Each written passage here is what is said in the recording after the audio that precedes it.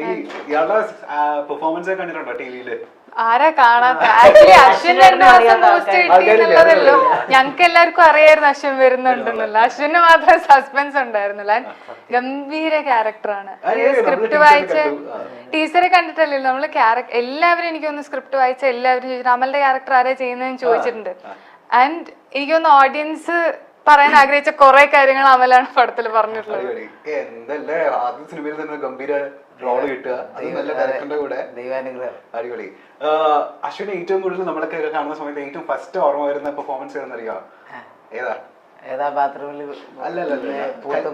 കലിപ്പന്റെ കാന്താരി എത്ര മില്യൺ പോയത്? കലിപ്പന്റെ കാന്താരി ഉണ്ട്. എത്ര മില്യൺ പോയ വീഡിയോ? അത് 8 മില്യൺ. നമുക്ക് മറ്റൊരു കലിപ്പന്റെ കാന്താരി മറ്റൊരു ഡയലോഗ് മറ്റേ ദരിദ്രനെ നോക്കി ഒരു സാധനം ഇറക്കാൻ പറ്റും ഇപ്പൊ. കലിപ്പന്റെ കാന്താരി ഡയലോഗ് ഷോള് മര്യാദക്കേട് ഒരു കലിപ്പാവുന്ന സാധനം അതൊന്നും ഇറക്കാൻ പറ്റും. ഞങ്ങക്ക് തമ്പായെങ്കിൽ ആ സാധനം ദരിദ്രനെ നോക്കി എന്താ പറയാ ഡയലോഗ് പറഞ്ഞാൽ മതി. അപ്പൊ എന്താന്നറിയോ? ആക്ഷൻ പറയണോ? വേണ്ട, ഞാൻ പറഞ്ഞോളാം. മോളൂസേ, ചേട്ടൻ മോൾക്ക് തീരെ സ്വാതന്ത്ര്യം തരുന്നില്ല എന്ന് തോന്നുന്നുണ്ടോ? സ്ത്രീകൾക്ക് പൊതുവായിട്ട് വേണ്ടത് ഫ്രീഡം അല്ലേ ചേട്ടാ? ആ ഫ്രീഡം ഞാൻ തരും. മോളൂസ ഷോള് നേരിട്. ഷോള് നേരിട്. ഇതെനിക്ക് ഓക്കെ. പൊതിഞ്ഞ് കെട്ടി ഇവിടെ കാണാ, അവിടെ കാണാ, ഇവിടെ കാണാൻ പൊതിഞ്ഞ് കെട്ടാൻ നോക്ക് ഷോളി. കരിപ്പാണ്ട് ഞെരപ്പ് ഞാൻ കടിച്ചു ബുള്ളറ്റില്ലേ, കട്ട താടില്ലേ. ഒരുപാട് റീൽസിലൊക്കെ എപ്പോഴും ഓടിക്കൊണ്ടിരിക്കുന്ന സാധനമാണ്. അടിപൊളി. ഇതിന്റെ ഒരു കാര്യം എന്താ വെച്ചാൽ അശ്വിന് സ്കിറ്റില് അശ്വിൻ ഇപ്പം ഷോയിലൊന്നും ചെയ്യുന്ന മീറ്റർ അല്ല. അങ്ങനെ ആരും, അതായത് അശ്വിൻ അത് ചെയ്യാൻ ആണെങ്കിൽ അശ്വിൻ ഓക്കെ ആയിരിക്കും. ഇപ്പം ഓഡിയൻസ് എക്സ്പെക്ട് ചെയ്യുന്ന ആ മീറ്റർ ആയിരിക്കും. പക്ഷെ അതല്ലാത്തൊരു മീറ്ററിലാണ് അശ്വിൻ എല്ലാം പുൾ ഓഫ് ചെയ്തിട്ടുള്ളത്. അതാണ് അവന്റെ ആസ് എൻ ആക്ടർ. സത്യം പറഞ്ഞ സിനിമയിലേക്ക് വരുമ്പോ ഞാൻ ഇവരോടൊക്കെ പറയാൻ ചെയ്തത് എനിക്കിനെ കൺട്രോൾ ചെയ്യണം, ക്ലിയർ ചെയ്യണം എന്ന് പറഞ്ഞ് ചോദിച്ച് ഓരോ സീനിന് മുമ്പ് ഞാൻ ക്ലിയർ ചെയ്തിട്ടാണ് നമ്മള്. എനിക്ക് ഭയങ്കര ടെൻഷനാണ്. ഇദ്ദേഹം സ്ക്രിപ്റ്റിനേക്കാൾ ഉപരി പുള്ളിക്കാരൻ ഓൺ ദ സ്പോട്ടിന്റെ ആളാണ് കേട്ടിട്ടുണ്ട്. അതായത് കുറെ കോൺട്രിബ്യൂട്ട് ചെയ്യുന്നത്. അത് ഭയങ്കര റിസ്ക് ആയിരുന്നു ഒരു തരത്തിൽ സിനിമ. കാരണം ഇതിന് വ്യക്തമായ ഒരു ലാംഗ്വേജ് ഉണ്ട്, സ്ലാങ് ഉണ്ട്. ഇവന് നമ്മൾ കാസ്റ്റ് ചെയ്യല്ല. കാരണം ഈ ഓൺ ദ സ്പോട്ടിൽ ആ ക്യാരക്ടർ പറയുന്ന സാധനങ്ങൾ ഓൾറെഡി സ്ക്രിപ്റ്റിലും പിന്നെ നമ്മുടെ ഇതിന്റെ സ്ക്രിപ്റ്റ് വ്യക്തമായി എഴുതപ്പെട്ട സ്ക്രിപ്റ്റുകൾ ആണ്. ഹ്യൂമർ സൈഡ് പോലും വ്യക്തമായിട്ട് എഴുതപ്പെട്ടിട്ടുണ്ട് ഇതിനകത്ത്. നമുക്ക് ഇംപ്രവൈസ് ചെയ്യാൻ അധികം ഇല്ല സ്പേസ്. അത്രയും കാര്യങ്ങൾ ഡീറ്റെയിൽഡ് ആണ്. കാരണം സ്ക്രിപ്റ്റ് വായിക്കുമ്പോൾ നമുക്ക് ചിരി വരും ഇല്ലേ? സ്ക്രിപ്റ്റ് വായിക്കുമ്പോൾ ചിരി വരും. ഓക്കെ, എന്തായാലും നമ്മൾ അടുത്ത റൗണ്ടിലേക്ക് പോവാണ്. ബട്ട് വൈ എന്നുള്ളതാണ് റൗണ്ടിന്റെ പേര്. ഈ കോമൺ ഓഡിയൻസിനെ ഈ പെർട്ടിക്കുലർ മൂവി കാണുന്ന സമയത്ത് തോന്നുന്ന കുറച്ച് ക്വസ്റ്റ്യൻസ് ഉണ്ട്. ഡൗട്ടാണ് ഞാൻ ചോദിക്കാൻ പോകുന്നത്. ബട്ട് വൈ അതിനുള്ള വൈ എന്നുള്ള ആൻസറിനുള്ള ഉത്തരം പറഞ്ഞാൽ മതി. ഓക്കെ, പറയാൻ പറ്റുന്ന റിവീൽ ചെയ്യാൻ പറ്റുന്ന കാര്യങ്ങളാണെങ്കിൽ പറയാം. അത്രേ ഉള്ളൂ.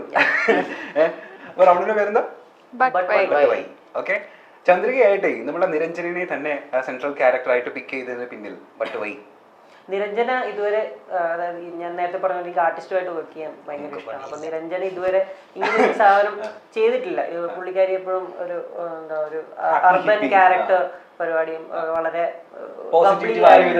ബബ്ലി ആയിട്ടുള്ള ക്യാരക്ടറാണ്. അപ്പൊ അതിൽ നിന്ന് വ്യത്യസ്തമായിട്ട് കുറച്ചും കൂടി കൺട്രോൾഡ് ആയിട്ട് ചെയ്യേണ്ട ഒരു ഇതുണ്ട്. അങ്ങനെ ഒരു ഇമേജ് ബ്രേക്കിംഗ് കൂടെ നടക്കുമെന്ന് തോന്നി. പിന്നെ ഒരു എക്സ്പീരിയൻസ്ഡ് ആയിട്ടുള്ള അല്ലെങ്കിൽ വളരെ അങ്ങനത്തെ ക്യാരക്ടർ ചെയ്ത് ഫെമിലിയർ ആയ ഒരാൾ ചെയ്യരുതെന്നുണ്ടായിരുന്നു. അപ്പൊ അങ്ങനെയാണ്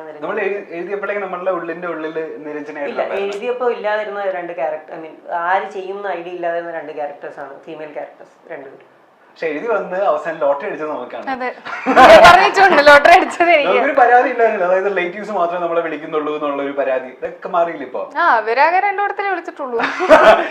അല്ല അങ്ങനെയല്ല. ബട്ട് സ്വാഭാവികമായിട്ട് അങ്ങനെ ഒരു ബാക്ക്ഗ്രൗണ്ട് ഉള്ളത് കൊണ്ട് തന്നെ ഇങ്ങനെ ഒരു ടെൻഡൻസി ഉണ്ട് എല്ലാവർക്കും ചിന്തിക്കാൻ. എനിക്ക് ചെയ്തു തരാൻ പറ്റിയത് ആ ഒരു ലോഞ്ചും പിന്നെ ശേഷം ഒരു പടവുമാണ്. അത് കഴിഞ്ഞ് പിന്നെ എന്താ ചെയ്യണ്ടേ, എങ്ങോട്ടാ പോകണ്ടേ ഒരു, കാരണം നേരത്തെ 10th സ്റ്റാൻഡേർഡിലാണ് ഞാൻ ലോഹൻ ചെയ്യുന്നത്. അപ്പൊ അത് കഴിഞ്ഞ് എങ്ങനെയെങ്കിലും അഭിനയിക്കുക എന്നുള്ളതേ മനസ്സിലുണ്ടായിരുന്നുള്ളൂ. എപ്പോഴും ഒരു ക്ലാരിറ്റി വരുന്നതൊക്കെ വളരെ ലേറ്റ് ആയിട്ടാണ്. പറയാനുണ്ടോ? അത് ഞാൻ അത്രേ ഉള്ളൂ. നമ്മളൊന്നും അഞ്ചിലല്ല, അഞ്ചിലാണ് എനിക്ക് അഞ്ചിലായിരിക്കണം. യെസ്. അടുത്ത പോവാ. എങ്കിലും ചന്ദ്രികയിലെ ഡയറക്ടറോട് എങ്കിലും എന്റെ ആദിത്യ എന്ന് ഇടയ്ക്കിടയ്ക്ക് മനസ്സിൽ വിളിക്കേണ്ടി വരുന്നത് ഡാഷിന് വേണ്ടിയാണ്. എന്തെങ്കിലും നിങ്ങൾക്ക് ഇഷ്ടമല്ലാത്തത് ചെയ്യിപ്പിക്കുക അല്ലെങ്കിൽ എന്തെങ്കിലും പുള്ളിക്കാരനുണ്ടായി അങ്ങനെ ഒരു മൊമെന്റ് ഉണ്ടായിട്ടില്ല. ഇല്ല, ആദ്യത്തിന് ആക്ച്വലി എന്നോട് തോന്നാവുന്ന ഒരു കാര്യമായിരുന്നു.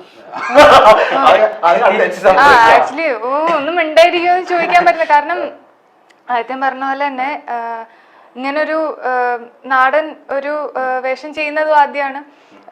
ആദ്യത്തെ വളരെ ക്ലിയർ ആയിരുന്നു. അതായത് കഥ പറയുന്ന സമയത്ത് തന്നെ വളരെ ചന്ദ്രിക ഇന്ന രീതിയിലായിരിക്കും പെരുമാറുക, ഇന്ന രീതിയിലായിരിക്കും ചിരിക്കുക, he was very clear about everything. അപ്പൊ അതുകൊണ്ട് തന്നെ എനിക്ക് അതെങ്ങനെയെങ്കിലും ആദിത്യൻ സാറ്റിസ്ഫൈഡ് ആവുന്ന രീതിയിൽ ചെയ്യണം എന്നുണ്ടായിരുന്നു. അപ്പം എവറി അതർ ടൈം ഞാൻ എന്ത് കഴിഞ്ഞാലും, എന്ത് മിനിമൽ ആയിട്ടുള്ള ഒരു സാധനം കഴിഞ്ഞാലും ആദ്യം ഓക്കെ ആയിരുന്നു, ആദ്യം ഫുള്ളി ഓക്കെ ആണോ സാറ്റിസ്ഫൈഡ്. അപ്പൊ പറഞ്ഞു മടുത്തിട്ടുണ്ട്. അതായത് ഒരു ദിവസം പോലും ഉണ്ടല്ലോ ഞാൻ വിളിച്ചു ചോദിക്കും, ഉദ്ദേശിച്ച പോലെ ആയിട്ടുണ്ടോ, എനിക്ക് ഡെലിവർ ചെയ്യാൻ പറ്റുന്നുണ്ടോ, എനിക്ക് തന്നെ ഞാൻ ഉടക്കുന്ന പോലെ എനിക്ക് തോന്നിക്കൊണ്ടിരുന്നുണ്ട്. അപ്പം ആദിത്യനാണ് ആക്ച്വലി തോന്നാൻ സാധ്യതയുള്ളത്.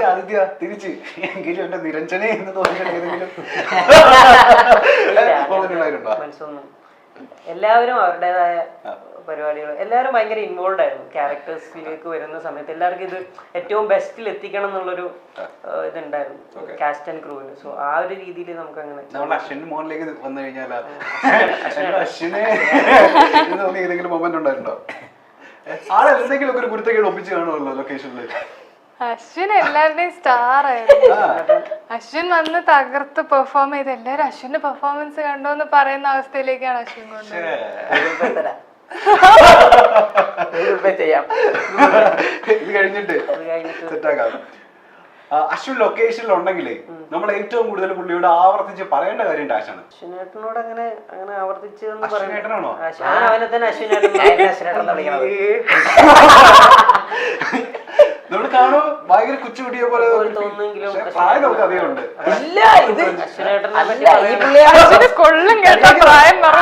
പ്രായം കൂടുതൽ. ഞാൻ ഇളയതാണ്, കുഞ്ഞാ. പക്ഷെ ഞാൻ ബഹുമാനം കൊണ്ട് എനിക്ക് 2 +2 ഉണ്ട്. രണ്ടാമത്തെ +2 പഠിക്കുന്ന സമയത്ത് എനിക്ക് 20 വയസ്സ്, എന്റെ കൂടെ പഠിക്കുന്ന ഒരു 16-17 വയസ്സ്. അപ്പൊ എന്നെ എല്ലാവരും അശ്വിനേട്ടൻ അവിടുത്തെ കഥകൾ പറഞ്ഞ് ഞാൻ സ്വയം അശ്വിനേട്ടനായിരുന്നു. ഇവൻ പറയുമ്പോഴും അശ്വിനേട്ടൻ തന്നെയാണ്.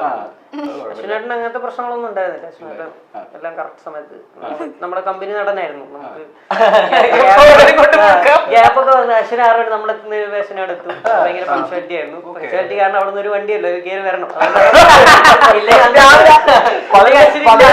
ഷൂട്ടിന് 5:30 വരുന്ന ഒരു കാരണം അശ്വിന്റെ സ്റ്റേ ചെയ്യുന്ന ഒരു വണ്ടിയേ ഉള്ളൂ. അശ്വിന്റെ ഡയലോഗ്സ് ഒക്കെ നമ്മള് ഇല്ല. അശ്വിൻ ഭയങ്കര ഫ്ലെക്സിബിൾ ആയിരുന്നു. ഇപ്പൊ ഷൂട്ട് ചെയ്യാനൊക്കെ ഇപ്പൊ എന്തെങ്കിലുമൊക്കെ ലേറ്റ് ഒക്കെ ആണെങ്കിൽ നമുക്ക് അശ്വിന്റെ പരിപാടികൾ ചെയ്യാം. അത് നമ്മുടെ ടീമിൽ ഒരാളെ പോലെ തന്നെയാണ് അശ്വിൻ. ഇപ്പൊ ഡയറക്ഷൻ ടീമിൽ ഒരാളെ പോലെ തന്നെയാണ് അശ്വിൻ നമ്മുടെ കൂടെ നിൽക്കുന്നത്. സോ അതുകൊണ്ട് തന്നെ അശ്വിന്റെ ക്യാരക്ടറിൽ വർക്ക് ചെയ്യാനൊക്കെ നമുക്കൊരു പെർട്ടിക്കുലർ ഫ്രീഡം ഉണ്ടായിരുന്നു. അശ്വിന് അത്രയും ഫ്ലെക്സിബിൾ നടനായിരുന്നു. വെള്ളം പോലെ അല്ലെ, ബോട്ടിലിന്റെ ഷേപ്പിനനുസരിച്ച് ഇങ്ങനെയൊക്കെ പറയാൻ പറഞ്ഞായിരുന്നു. ഇന്ന് മിക്കവാറും അക്കൗണ്ട് രാത്രിയാ സിനിമയിലെ ടീച്ചർ ഔട്ടാക്കിയ സമയത്ത് കാര്യമായിട്ട് ആ സിനിമയെ പറ്റി ആർക്കും വലിയ പിടി കിട്ടരുത് എന്നുള്ളൊരു സൈക്കോളജിക്കൽ മൂവ് എന്റെ മനസ്സിലുണ്ടായിരുന്നു. എന്റെ സൈക്കോ. അപ്പൊ അതാണ് ടീച്ചർ നോക്കിട്ട് ഒന്നും ഊഹിക്കാൻ പറ്റുന്നില്ല. ഉള്ളിലുള്ള ഒരു സൈക്കോ നമ്മള് ഇതില് ഓഡിയൻസിനോട് കൂടെയാണ് നമ്മളിത് നമ്മൾ ട്രീറ്റ് ചെയ്തിരിക്കുന്നത്. ഇതില് എന്താ പറയാ, സീനിലുള്ള ഹ്യൂമറും അതുപോലെ സിറ്റുവേഷണൽ ഹ്യൂമറും ഒക്കെ വെച്ചിട്ടാണ്. അപ്പോൾ ഇതിന്റെ കഥ എന്ന് പറയുന്നത് വളരെ ചെറിയൊരു സംഭവമാണ്. ഇപ്പോൾ ആവറേജ് അമ്പിളി അങ്ങനെയുള്ള നമ്മുടെ മുൻപത്തെ വർക്ക്സ് വെച്ച് നോക്കുന്ന സമയത്ത് ആ ഒരു രീതിയിലുള്ള വളരെ ഡീപ്പായിട്ടുള്ള കാര്യങ്ങളോ അല്ലെങ്കിൽ അങ്ങനെ ഒരു ഡ്രാമ കണ്ടന്റോ ഒന്നുമല്ല. വളരെ ലൈറ്റ് ആയിട്ടുള്ള വളരെ മുമ്പ് പറഞ്ഞിട്ടുള്ള കഥ തന്നെയാണിത്. പക്ഷെ ഇത് നമ്മുടെ രീതിയിൽ നമ്മൾ പറയുന്നു. നമ്മുടേതായ നമ്മൾ ഈ പടത്തിന്റെ അകത്ത് തന്നെ നമ്മൾ ക്ലീശകൾ ബ്രേക്ക് ചെയ്യാൻ, ക്ലീശ പറഞ്ഞിട്ട് അത് ബ്രേക്ക് ചെയ്യാൻ ട്രൈ ചെയ്യുന്നു. അങ്ങനെയുള്ള ഭയങ്കര എന്താ പറയുക, എന്നെ സംബന്ധിച്ചിടത്തോളം ഭയങ്കര രസമായിരുന്നു അത് മേക്ക് ചെയ്യാൻ. കാരണം എനിക്ക് തന്നെ അറിയാം, ഓക്കെ ഈ പറയാൻ പോകുന്ന ഡയലോഗ് ക്ലീശ ആയിരിക്കും. അതുകൊണ്ട് തന്നെ നമ്മൾ അടുത്ത ഡയലോഗായിട്ട് അതിന്റെ പ്രധാന ഏരിയയാണ് ഇരകളിലൊന്നാണ്. അപ്പൊ അശ്വിനെ കൊണ്ട് നമ്മൾ അത് ബ്രേക്ക് ചെയ്യും. അപ്പൊ ബേസിലേട്ടന്റെ ക്യാരക്ടർ അങ്ങനെ വന്നത്. ബേസിലേട്ടന്റെ ക്യാരക്ടർ അങ്ങനെ കുറച്ച് പറഞ്ഞിട്ടുള്ള കഥയായതുകൊണ്ട് അതിനൊരു ഡിഫറൻസ് കൊടുക്കാൻ വേണ്ടിയിട്ട് ബേസിലേട്ടന്റെ ക്യാരക്ടർ ആ ഒരു റൂട്ട് പിടിച്ചു. സോ അങ്ങനെ എന്തായാലും നമ്മൾ എക്സൈറ്റഡ് ആണ് സിനിമ കാണാൻ വേണ്ടിയിട്ട്. ഇനി നമുക്ക് മലയാളികൾക്ക് അധികം അറിയാത്ത ഒരു കാര്യമുണ്ട്. അതായത് നമ്മളൊക്കെ ഒരുപാട് ഭയങ്കരമായിട്ട് ആരാധിച്ച ഒരു കഥാപാത്രമാണ് നമ്മളുടെ ലാലേട്ടൻ അവതരിപ്പിച്ച ക്യാരക്ടർ ദേവാസുരത്തിലെ. ഞാൻ ഇന്നാണ് ആക്ച്വലി അറിയുന്നത് അത് റിയൽ ലൈഫ് ക്യാരക്ടർ ആയിരുന്നു. താങ്കളുടെ അപ്പൂപ്പന്റെ സ്റ്റോറി അത് ആക്ച്വലി ആ സിനിമയായത് എന്നുള്ളത്. ഇതെങ്ങനെ അപ്പൊ ആ സിനിമ സംഭവിക്കുന്നത് എങ്ങനെയായിരുന്നു? സിനിമ സംഭവിക്കുന്നത് അശ്വിൻ അറിയായിരുന്നോ ആ കാര്യം? ഇല്ല. രാവിലെ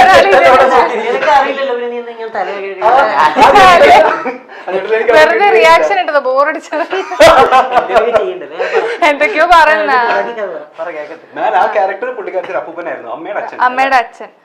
അപ്പം രഞ്ജിത്ത് ബാലകൃഷ്ണൻ രഞ്ജിമാമ വീട്ടില് വന്നുകൊണ്ടിരുന്ന സമയത്ത് പോസിബിൾ ഞാൻ ആ സമയത്ത് ഇല്ല. അപ്പം പറഞ്ഞു കേട്ടിട്ടുള്ള അറിവേ എനിക്കേ ഉള്ളൂ. അപ്പൊ അവര് ഡിസ്കസ് ചെയ്തിട്ടുണ്ടാവും ഇവരുടെ ലവ് സ്റ്റോറി എങ്ങനെയാണ് മുത്തശ്ശനും അമ്മമ്മയും കല്യാണം കഴിച്ചത് എന്നുള്ളത് പോസിബിളി ആ സമയത്ത് ഡിസ്കസ് ചെയ്തിട്ടുണ്ടാവും. പിന്നെ ഏതോ ഒരു പോയിന്റിൽ രഞ്ജുമാമ പറയാനുണ്ടായത് ഇങ്ങനെ ഞാനിത് കഥയാക്കാണ്, ഞാനിത് ഇങ്ങനെ ഐ ശശി സാറ് ഡയറക്റ്റ് ചെയ്യാൻ പോവാണ്, ഇങ്ങനെ ആയിരിക്കും എന്ന് പറഞ്ഞപ്പം ഒബ്വിയസ്ലി ഓക്കെ ആയിരുന്നു എല്ലാവരും. കാരണം അങ്ങനെ ഒരു ഇങ്ങനെ വലിയൊരു ഹിറ്റ് ആവുന്നോ അല്ലെങ്കിൽ ഇത്ര ചർച്ച ചെയ്യപ്പെടുന്നോ ഒന്നും അപ്പൊ ആലോചിക്കാൻ പറ്റില്ലല്ലോ. ശേഷം എനിക്ക് തോന്നുന്നു അമ്മയ്ക്കും കൂടെ അറിയണ്ടായിരുന്നില്ല അവരുടെ കഥയായിരുന്നു എന്ന്. കോളേജിൽ പോയി കഴിഞ്ഞ് ഇവര് തിയേറ്ററിൽ നിന്ന് ഇറങ്ങിക്കഴിഞ്ഞിട്ട് അമ്മ ഇൻസ്റ്റന്റ് ആയിട്ട് പറഞ്ഞു എന്തൊരു ബോറ് പടാ രഞ്ജേട്ടാ, ഫുൾ ടൈം ഇടി അടി പൊട്ട പടം എന്ന് പറഞ്ഞ അമ്മ ഇറങ്ങിപ്പോയത് even when she was watching the film. അപ്പൊ പിന്നെ കോളേജിൽ പോയി കുറെ നാൾ കഴിഞ്ഞ് ഇവരുടെ ഒരു കവർ വന്നു, മുത്തശ്ശന്റെയും അമ്മമ്മയുടെയും കവറും പിന്നെ ആ പടത്തിലെ സ്റ്റില്ലും വരുമ്പോഴാണ് അറിയുന്നത് ഇതിങ്ങനെയാണ് എന്ന്. സോ അത്ര അൺഅവെയർ ആയിട്ടുള്ള ഒരു ആംബിയൻസിൽ നിന്നാണ് കഥ ഉണ്ടായിട്ടുള്ളത്. അതെ ഡാൻസർ ആയിരുന്നു. പക്ഷെ ആ സീൻ അങ്ങനത്തെ ഒരു സിറ്റുവേഷൻ ഉണ്ടായിട്ടില്ല. അങ്ങനത്തെ കുറച്ച് സിറ്റുവേഷൻ മുണ്ടക്കൽ ശേഖരൻ അങ്ങനെ ഒരു പക്ഷെ മുത്തശ്ശന്റെ സ്വഭാവം അതേ അപ്പടിയായിരുന്നു. എനിക്ക് പറഞ്ഞിട്ടുണ്ട്, മുത്തശ്ശൻ തന്നെ പറഞ്ഞിട്ടുണ്ട് നീ കുറച്ചും കൂടെ നന്നാക്കി കാണിച്ചിട്ടുണ്ട്. അതിനകത്ത് അതിലും ഒരുപാട് കുരുത്തക്കേട് ഒപ്പിക്കുമായിരുന്നു പുള്ളി. ഫുൾ എന്താ കുഴപ്പം പിടിച്ചൊരു മനുഷ്യനാണ്.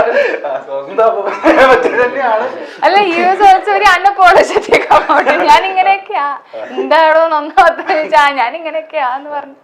പക്ഷെ അവര് ഭയങ്കര അതേപോലെ അമ്മമ്മയും മുത്തശ്ശനും ഞാൻ കണ്ടിട്ടില്ല ഏറ്റവും സിങ്കുള്ള കപ്പിളുമാണ്. അമ്മമ്മ ആദ്യം പറഞ്ഞിട്ടുള്ള കാര്യമാണ് ഞാൻ ഇങ്ങനെ ഒരാളെ കല്യാണം കഴിക്കൊന്നുമില്ല എന്ന് പുള്ളിന്റെ അടുത്ത് തന്നെ ഡയറക്റ്റ് പറഞ്ഞിട്ടുണ്ട്. പിന്നെ ഈ എവിക്ഷൻ നടക്കുകയും വീട്ടിൽ കൊണ്ട് പാർപ്പിക്കലും അതൊക്കെ അങ്ങനെ തന്നെയായിരുന്നു. അങ്ങനെ തന്നെയായിരുന്നു. അമ്മമ്മയുടെ വീഡിയോ ഒക്കെ കണ്ടല്ലോ. പിന്നെ